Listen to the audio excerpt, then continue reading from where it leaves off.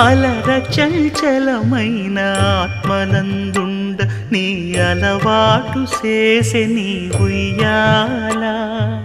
అలర చంచలమైన ఆత్మలందుండని అలవాటు చేసే నీ ఉయ్యాల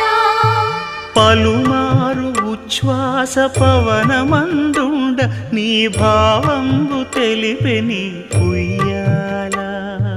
పలుమారు ఉచ్ఛ్వాస పవనమందుండని నీ భావంబు తెలిపే నీ